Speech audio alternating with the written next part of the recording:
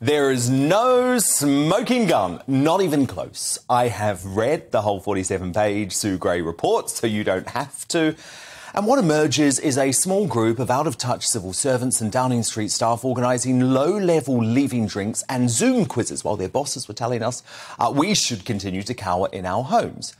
But the idea you've seen propagated in the mainstream media for months, led by the campaigning folk at the BBC, The Guardian, ITV News, the Daily Mirror, Channel 4 News and Sly News, of course, that Boris Johnson was partying like he was at an Ibiza nightclub during lockdown is nothing more than a delusional fantasy designed to depose a Brexit-delivering leader.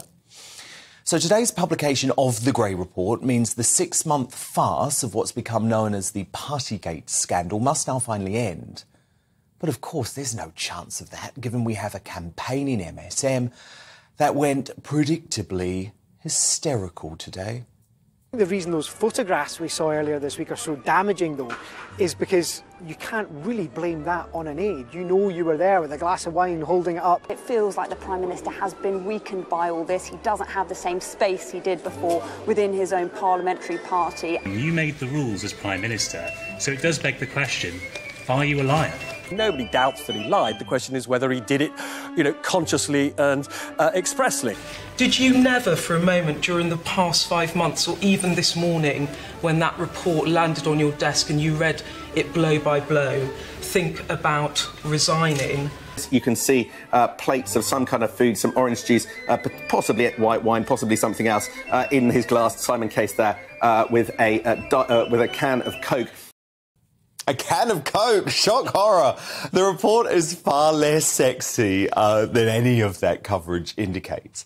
The Prime Minister tended to turn up for a few minutes, basically to give a speech as part of what he believed were work responsibilities before returning to his office. Crucially, here are the pictures of the one event in the Cabinet Room on June the 19th, 2020, that Boris Johnson and his Chancellor Rishi Sunak received a fixed penalty notice from the Met Police. So, yeah, as the Sly News bloke said, a few M&S sandwiches, a bottle of orange juice, 6 unopened cans of beer, from what I could see. Certainly no cake. What's more, Gray confirms the gathering did not form part of the day's official diary, and both Boris and Rishi were, quote, not aware of the event in advance. Gray writes, Boris returned from an external visit to number 10 Downing Street at approximately 2:20 p.m. and was taken into the Cabinet Room, which had been set up with sandwiches, snacks, soft drinks and cans of beer.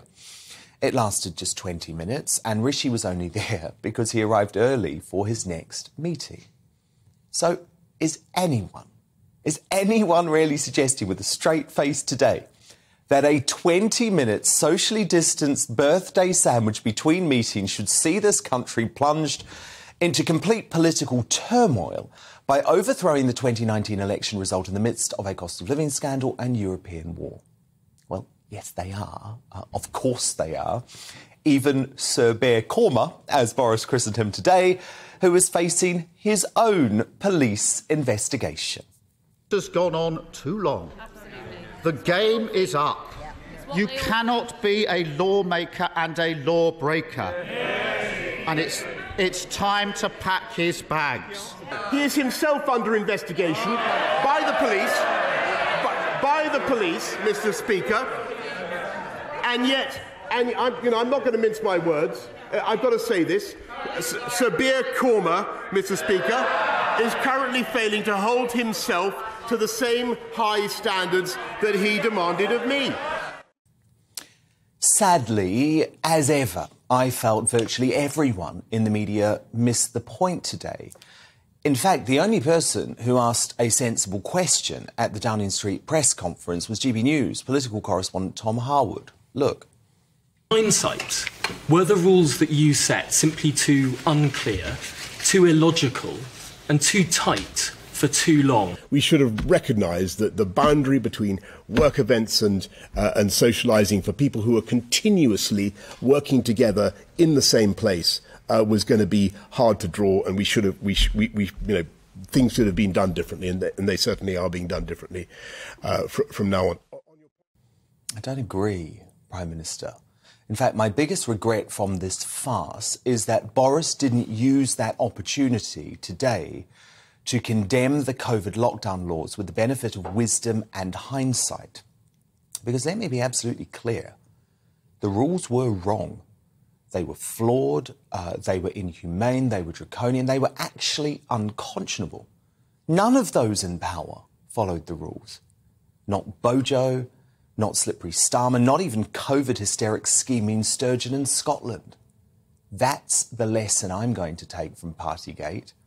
No rule-breaking politician will ever steal my liberties and freedoms again.